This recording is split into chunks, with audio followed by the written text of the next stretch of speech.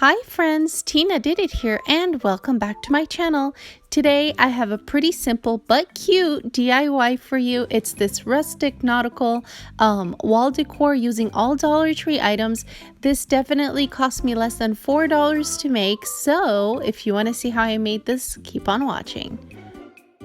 So I'm going to start off with these tumbling tower games from Dollar Tree. We're going to need 3, but we're not going to use all 3 boxes. I believe it's like 2 and something. Each box has like 36 pieces and each decor here uses 25 pieces. So like you see here, we're going to lay it down. We're going to have 2 and then 3s, 1 up and 1 down, just like you see here on the screen. And there are 2 ways to do this. There's the obvious way where you grab each piece and get your hot glue gun and glue all of this together. And make sure if you do it that way, make sure that you're putting the piece back on the table or on a flat surface, so that way it glues on nice and straight. And that's one way you can do it, but I think I prefer this way, where I put all my pieces together, the look I'm going for, and then I'm going to end up adding craft sticks onto the back of it. So I'm going to put all the pieces together and make sure they're nice and close to each other. But even if you end up with spacing, which I sort of did, but it's totally fine because it gives it that ship feeling. So I totally meant to do that. But anyway, I'm going to put all the pieces together like I said, and then I'm going to go in with craft sticks. Before I forget to mention, if you like videos that are straight on point and cute projects like this one, make sure to subscribe and hit that bell button so you're notified every time I upload a video. Now I'm going to take the craft sticks like I said. I want to make sure that it's not sticking out of the side. So if that's the case, you're going to trim it down a little bit. And I'm going to use different size of craft sticks just to show you can use any size.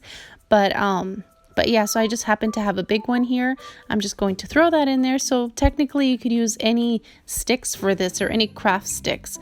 So I'm going to glue that in place, and that's how they're going to stay together. So this way it's much easier than gluing each piece. You just lay them all down and put on the craft sticks. And then to hold those 3 craft sticks, I'm going to put one going down, if that makes sense. So I'm going to add some hot glue onto the craft sticks and glue 2 of them going down.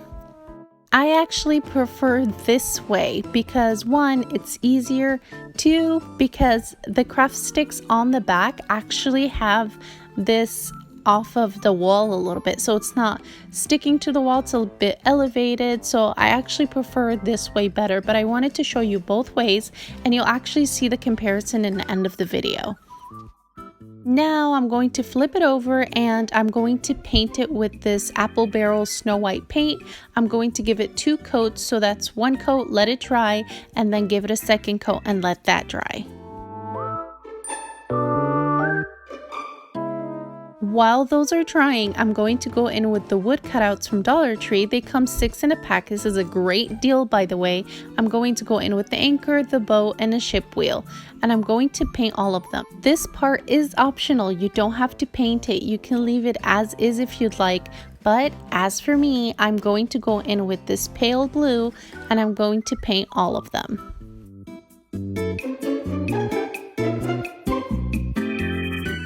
Make sure when you're painting them, you don't forget the inside and the outer edges.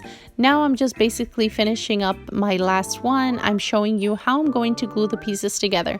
Remember the other ones I used the craft sticks, and you see in the back right there, it's elevated off the table a little bit.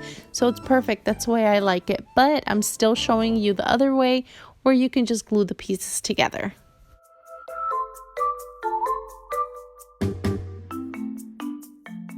I forgot to mention that when I painted the ship and the ship wheel and anchor, I didn't paint the back because that's where I'm going to be applying glue and you don't really need to paint the back. So now that I'm done with this, it's time to add some rustic to it. So we're going to go in with this light mocha paint by Apple Barrel, and I'm going to give this a little nice edge. So what I'm going to do is I'm going to dab my brush in the paint and then wipe it a little bit on a napkin and then just go in and make it messy. So I'm going to go on to the edges and then go back and make it messier, I guess, so it's not so harsh. And I'm going to do the same thing all around, and whatever paint I have left on my brush, I'm just going to rub it off the entire thing. But I'm going to work on the edges first, just like you see here. And the messier the brush, the better. Notice here, I'm using a fluffy brush that's already ruined, but I keep it for this purpose. So whenever I want to make something messy like this, I just pull out this brush and it sure does make it messy. So this is perfect. Now I'm just finishing up the entire thing, and like I said, I'm going to go in with whatever I have left in my brush, and see here, I'm just rubbing it onto the middle, the center part of this. I'm not dabbing my brush in the paint again because I don't want it too harsh. I'm just rubbing whatever is left on the brush already, if that makes sense. Now here's how they look. I love the way it looks, and notice the middle one is the one that doesn't have the craft sticks onto the back, but we'll get to that later. Now I'm going to take my my 3 pieces, my wooden pieces, and I'm going to glue them onto the center of these using my hot glue gun. Remember how I was telling you that you don't have to paint them if you don't want to? Here's how it would look if you keep it the color it already comes in, the khaki color that it comes in. So here's the anchors side by side, so you can see it still looks great, but I think I prefer the blue one, and that's why I went ahead and painted them. But don't get me wrong, I love the way this one looks too. So now I'm just going to go in with my hot glue, like I said, and I'm going to glue those down onto the Jenga pieces.